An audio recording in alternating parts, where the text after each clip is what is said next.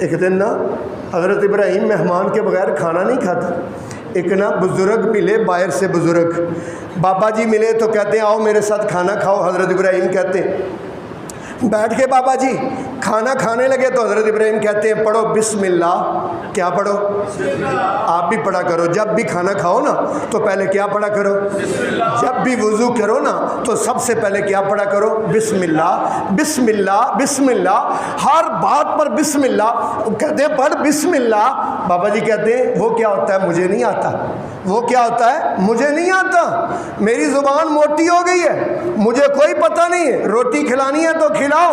حضرت ابراہیم کہتے ہیں او خدا کے بندے، میں تجھے کوئی الٹی بات کہہ رہا ہوں؟ اور میں تجھے کہتا ہوں جس رب نے دیا اس کا نام لے کے کھا. بسم اللہ پڑھ. کہتا میں نے نہیں پڑھنا. پھڑی باں تے پھڑ کے باہر کڈیا. چل باہر بابا، تو بسم اللہ بھی نہیں پڑھ سکتا، تیری زبان ٹوٹ دی ہے. آسمانوں سے جبریل آ گئے. او میرے خلیلا، 70 سال سے مجھے نہیں مانگتا، مجھے نہیں مانتا، میں نے اس کا رزق تنگ نہیں کیا. تو ایک ٹائم کے کھانے پہ اس کو میز سے دسترخوان سے اٹھا دیا ہے. ابراہیم بھاگے پیچھے، بزرگ کو پکڑ کے لائے اور خدا کے بندے کچھ نہ پڑھ لیکن میرا کھانا کھا کے جا. اللہ اکبر اللہ.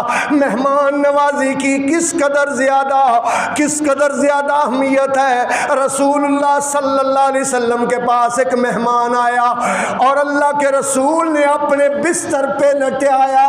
رسول اللہ نے اپنے بستر پہ مہمان کو لٹایا.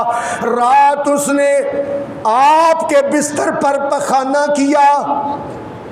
صبح وہ بستر رسول اللہ نے اپنے ہاتھوں سے دھویا. یہ مہمان کی مہمان نوازی، یہ مہمان کی قدر ہے. جو گھر میں آ جائے، جو کچھ ہے حد سے بڑھ کر، اپنی طاقت سے بڑھ کر. رسول اللہ نے کیا فرمایا؟ من کان یؤمن باللہ والیوم الآخر فلیکرم ضیفہ. جو تم میں سے اللہ اور آخرت کے دن پر یقین رکھتا ہے وہ اپنے مہمان کی عزت کرے، مہمان نوازی کرے. اور اللہ کے رسول صلی اللہ علیہ وسلم کے پاس ایک مہمان آ گیا. رسول اللہ نے فرمایا کون ہے جو آج میرے مہمان کی مہمان نوازی کرے گا؟ میرے تو 9 گھروں میں کھانے کو کچھ نہیں ہے. حضرت طلحہ رضی اللہ تعالیٰ عنہ اس مہمان کو اپنے گھر لے گئے. رات کا کھانا تھا، صرف 2 روٹیاں تھیں. بیوی کہتی اللہ کے بندے 2 ہی تو روٹیاں ہیں، آپ نے بھی کھانا ہے، میں نے بھی کھانا ہے، بچوں نے بھی کھانا ہے، مہمان بھی لے آئے ہو. حضرت طلحہ فرماتے ہیں اللہ کی بندی جب دسترخوان لگے گا تم ایسے کرنا، دیا بجھا دینا، میں منہ ہلاتا رہوں گا.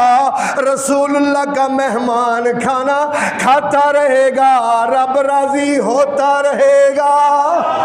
اللہ اکبر. کھانا کھا لیا گیا.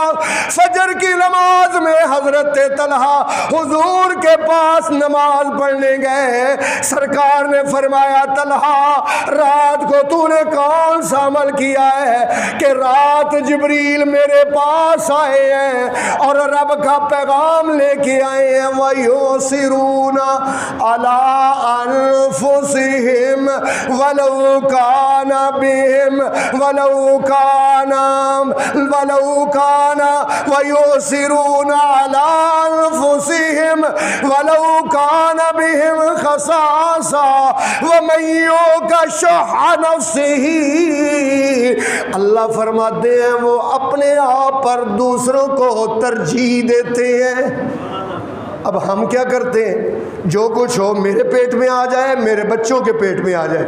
بھائی دوسروں کو ترجیح دینا یہ سنت ابراہیمی ہے، یہ دین ابراہیمی ہے.